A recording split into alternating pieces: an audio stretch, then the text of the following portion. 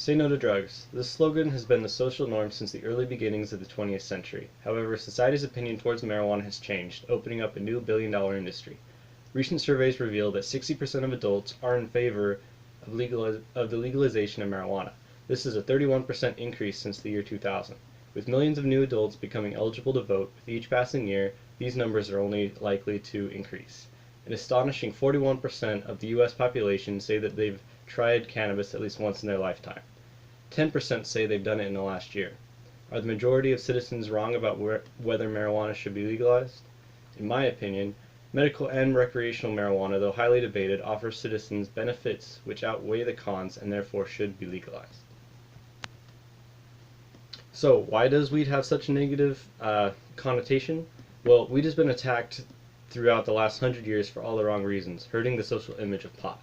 In 1937, weed was outlawed and any abusers were either cited or incarcerated. Today, marijuana is still classified as a Schedule I drug. This means that there is no recognized medical value at all, and it carries a high risk of abuse.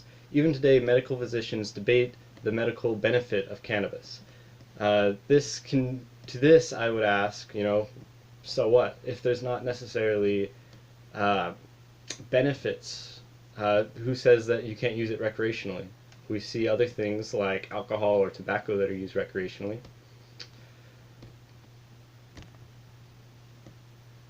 So let's go back to the early 1900s. After the Mexican Revolution, the United States saw a mass influx of Mexican immigrants trying to get away from the problems in the Mexican country.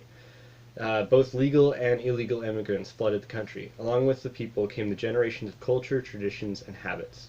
That would include marijuana use. Up until this point, America hadn't really seen the recreational use of marijuana. It was more just in medicines that it was used. And so now they were seeing, everybody on the street corner basically rolling or stuffing a pipe full of marijuana. The media began to play on the fears of the public in order to basically demonize the Mexican population and try and get people to vote to stop immigration, to close the floodgates, so to say. They wanted to stop the disruptive Mexicans and their negative habits towards society, basically. Marijuana was called cannabis by Americans, and so they didn't really know, what the media was talking about. It's kind of like one of those ingredients that you wouldn't really know what's in a shampoo bottle. There's just a whole bunch of names. Or like taurine, that's, another name for, what's in energy drinks, caffeine. So just stuff like that. The demonization of marijuana became so bad that people were very eager to basically make it illegal. And so from that you see that it became illegal. The Schaefer Commission later found that there were in fact medical benefits and medical findings that there were pros to cannabis use. However, President Nixon discounted these findings, and his cabinet later came out to say that his so-called war on drugs specifically targeted blacks and hippies. President Abraham Lincoln has a quote, which I'll read right now. Prohibition goes beyond the bounds of reason in that it attempts to control a man's appetite by legislation and makes a crime out of things that are not crimes. Marijuana prohibition laws strikes a fatal blow at the ideology and principles of freedom which our republic was founded on, and the very civil liberties that our government was set up to defend. So why is the basic liberty of deliberately using cannabis to alter one's state of mind illegal in our nation? Well, mainly that's just because of the misconceptions that marijuana has in citizens' eyes. So let's talk about everybody's favorite topic with marijuana use, which is the health concerns involved. So let's first find something that we can compare it to, something that is debatably the most popular recreational drug in America, which is alcohol. So let's look at some statistics. Never in history has anyone ever recorded to die from marijuana use. That doesn't necessarily count, somebody smoking a joint and then going in a car and crashing. This is a pure overdose. Whereas, thousands of people die every year from drinking themselves to death. The actual number is 2,200 people last year died from alcohol poisoning alone, and That's not even counting, getting in a car, crashing, or falling off a bridge because they're drunk, stuff like that. That's an average of 6 deaths due to alcohol every day in our nation, which is just sad. Alcohol is socially acceptable, and therefore, America just turns a blind eye towards the effects that it has on our nation. According to a 2015 National Survey on Drug Use and Health, 86.4% of ages 18 or older reported that they drank sometime in their lifetime. 70.1% reported that they drank in the last year, and 56% drank in the last month. So clearly, that's what the majority of our nation does on their spare time, so to say. Research has found that 36% of all hospitalized assaults and 20% of all injuries are attributed to alcohol use when a person is injured, while marijuana is rarely associated with emergency room visits. Alcohol damages the liver, while marijuana can damage the lungs. However, it doesn't damage the lungs as much as smoking, which I'll talk about a little bit later. If our nation is perfectly fine allowing adults to drink, how can getting high on marijuana be logically criminalized if it's deemed less dangerous than alcohol? Do people just not want another substance on the streets? Furthermore, a nation with allowance of cannabis consumption will not turn into a group of stoners, like I think a lot of people would worry about.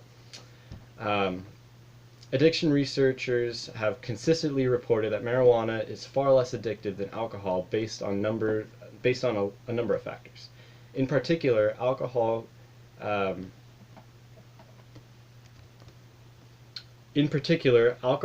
can result in a number of physical withdrawals, whereas headaches, nausea, getting sick, whereas marijuana is just a mental addiction versus a physical addiction. There's no physical withdrawals when stopping. You even see physical withdrawals when you stop smoking because your body is so used to the way that your lungs function with the nicotine. Those who use alcohol are far more likely to develop a dependence than those who use marijuana. In 2015, about 15% of all U.S. adults smoked cigarettes, and that's actually a lot less now that we've decided as a nation to basically not allow any kind of advertisements, and it's no longer a cool thing seen in schools. Both alcohol and tobacco causes a physical addiction. Many commonly consumed substances that create a physical addiction are such as caffeine, which many people have every day in their drink, morning coffee. According to the National Institute of Drug Abuse, marijuana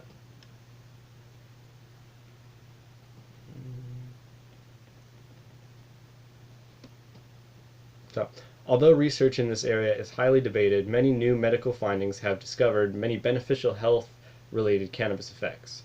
The most common chemical in marijuana is THC, and there's also a CBD, which I'll talk about right now.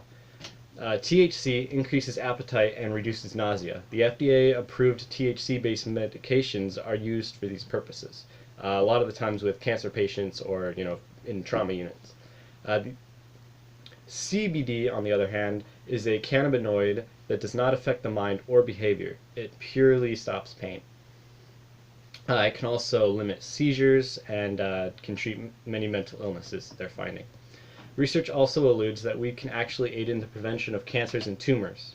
Although due to the restriction of marijuana, because it's a Schedule I drug, both funding's research is very limited in this subject.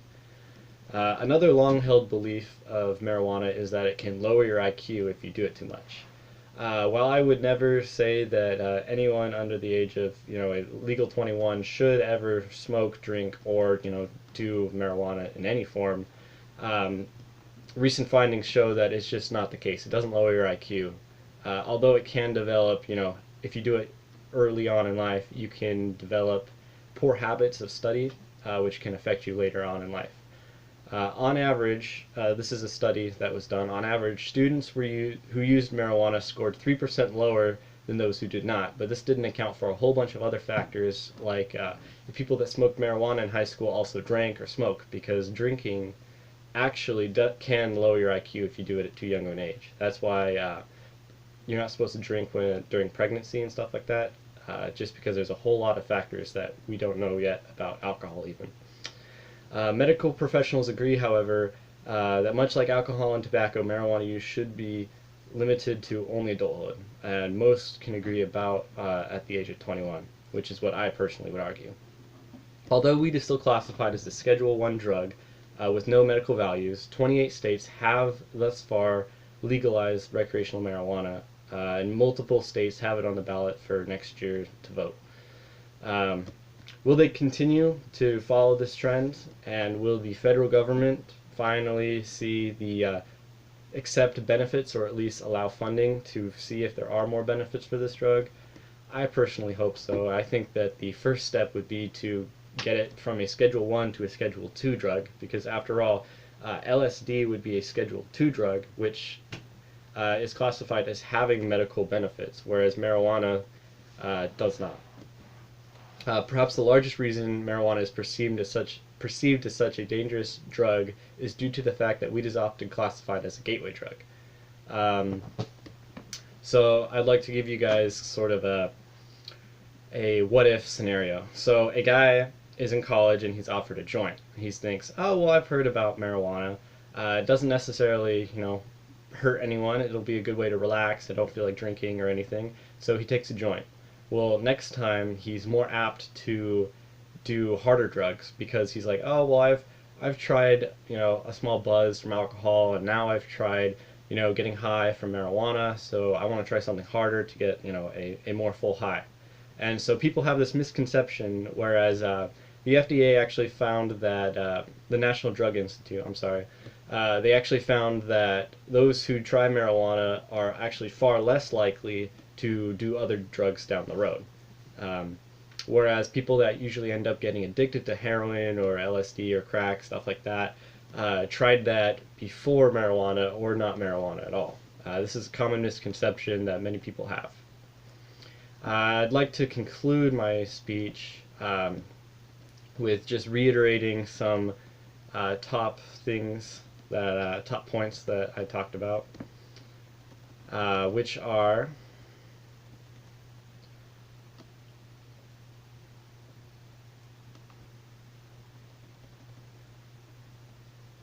in conclusion, marijuana should be legalized for many reasons. Currently, 18 states and the District of Columbia permit possession and consumption of the federal drug for medical purposes. 8 of these states, including Washington, D.C. itself, have voted yes for recreational use. The way citizens and law enforcement are viewing cannabis are slowly changing for the better. With each passing year brings more states legalizing and decriminalizing the use in America. And I hope personally that the federal government will see this trend and switch it to a recreationally legal drug with laws that correctly show how it's restricted. At the very least, further research should be funded to determine exactly how pot affects users in order to come to an educated decision whether or not it should be legal or not. Thanks.